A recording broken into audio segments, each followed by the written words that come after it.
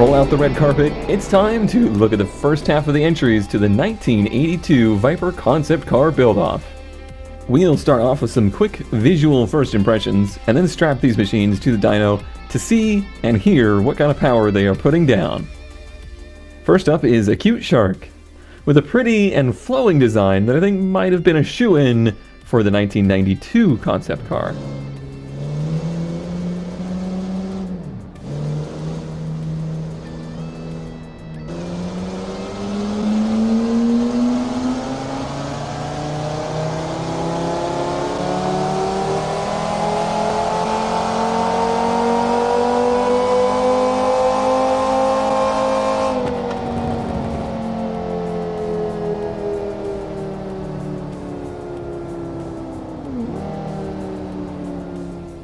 Next up is Apex 0912, bringing in the hard edges of CAD design to the muscle car proportions that made Dodge famous.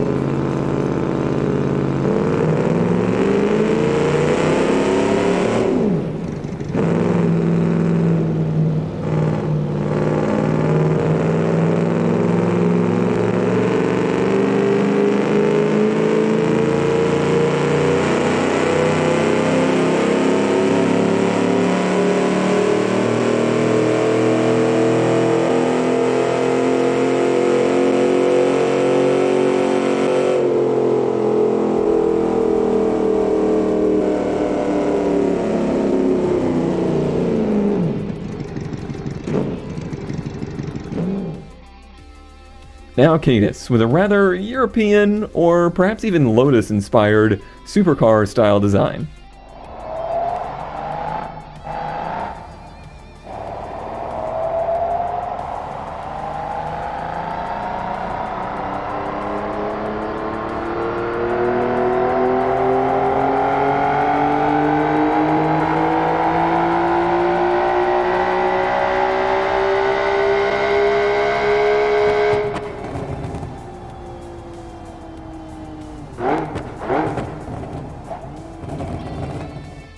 CRW Pitman 1 is up next, smashing together a bit of that early 80s Dodge design language and a little bit of Italian sports car.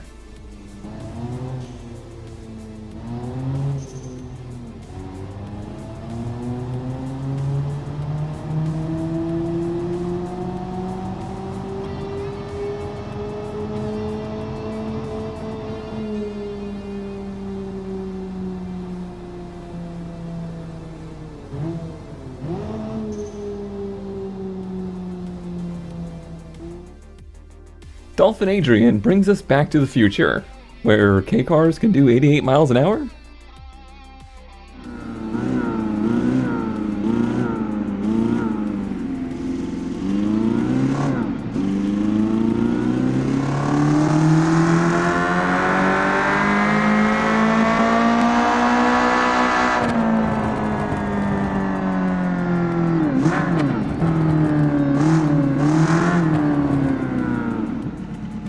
Entry number 6 is Donut Snail. This one really speaks to the Chrysler Group styling of the era, while also bringing in some muscle.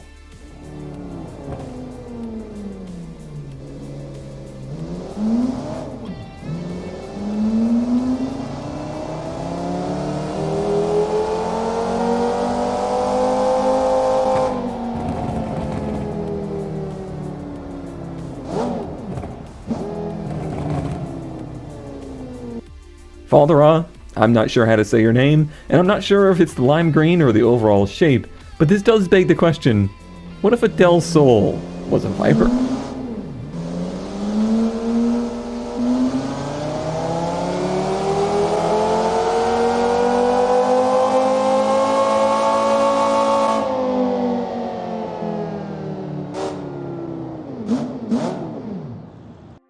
Flamers takes us in a totally different direction, going with the soon-to-be very hot hatchback design.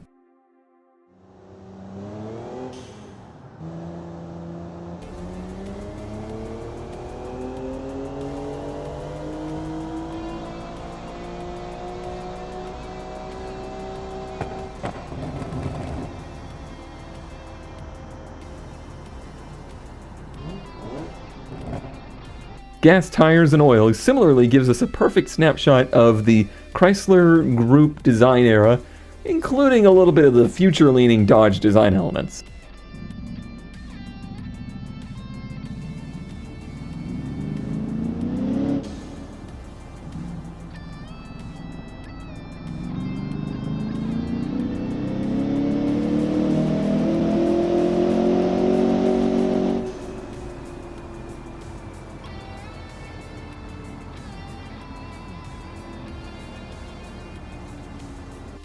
Grid Ghost here might have missed the mark on the design era, but I still think I like the concept of this more Mitsubishi-inspired design.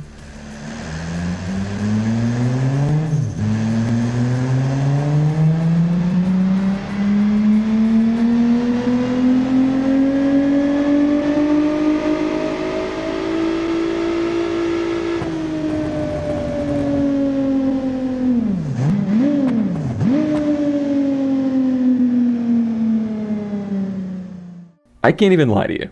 Into a Mute Crypt's car literally made me wow when I saw it. It's exotic, it screams concept car, it might be a little too futuristic, but I really like it.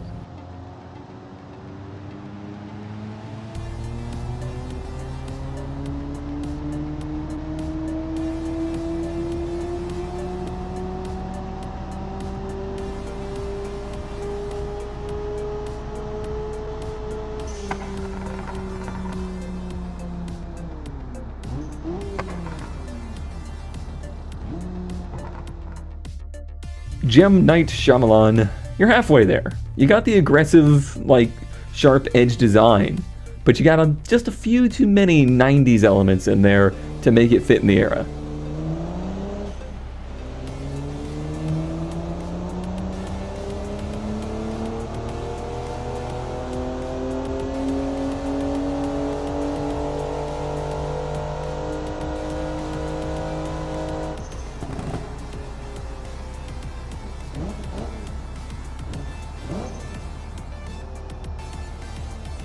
I know these are all concept cars, but these are meant to be driven too. So let's take them out to the track and give them just a little bit of a shakedown to see what we have.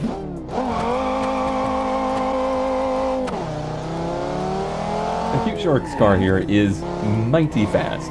It's also quite possibly one of the best drifting cars I've ever had from Automation and BeamNG. No idea why.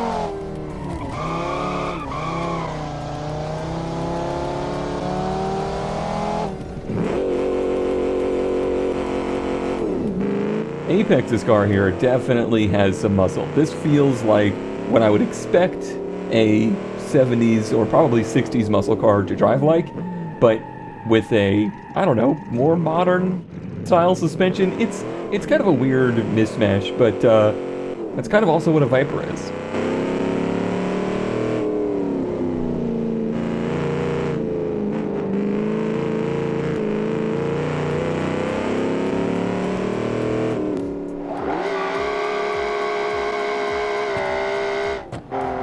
Cadus, on the other hand, this car is a precision instrument. This drives much more in a sophisticated manner, if not a little bit understeering.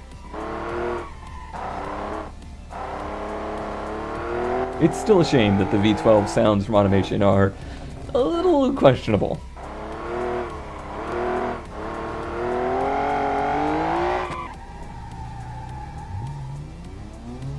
Pitman's car, now this is precision. This car is more akin to what I would think if Dodge ever made an MR2 than it is to a Viper, just in the way that it drives. This thing feels like it is a track day menace, but not necessarily scary.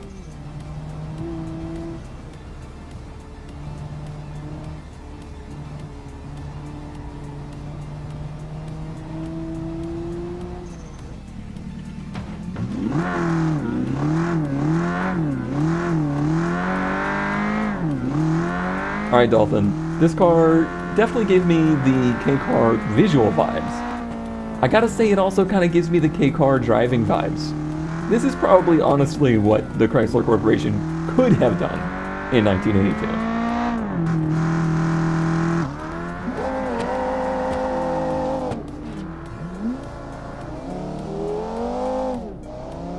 Donut Snail right out of the gate here with some good precision driving to, you know, avoid accidents. This actually drives most like a Viper to me so far. This thing is fast, it's agile, but it's also scary.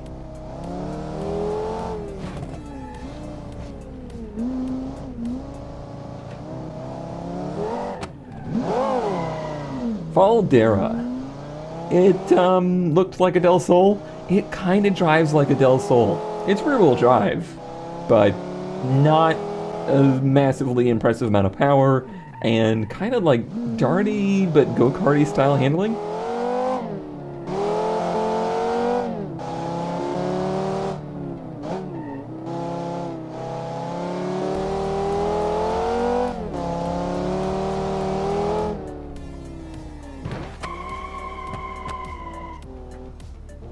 Flamers has such a drastically different design. However, I gotta say, this thing does kind of feel like a menace, and that's a good thing. It feels like it's got way too much power for what it is, and can do some pretty insane speeds.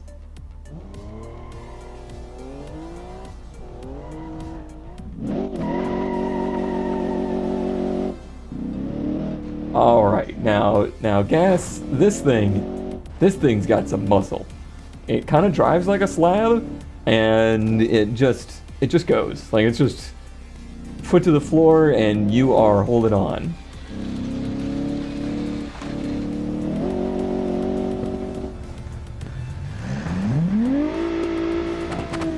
Ghost, this thing, I mean, it looks a little modern. I gotta say, it also drives a little modern. It definitely gives me the driving sensation of the JDM Legends.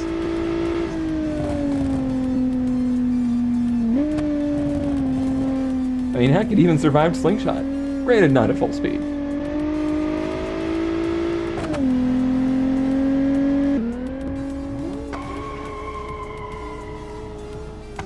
Alright, Crypt, does this thing impress me in driving as much as it did visually?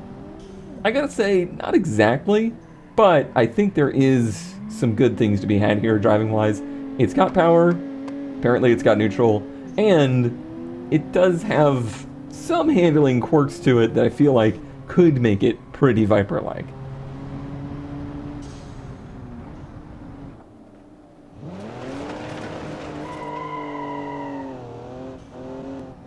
Gem, your design definitely works a lot better from the rear than it does the front, and the handling of this car works everywhere. This thing is very well tuned, and I would not hesitate to drive it more.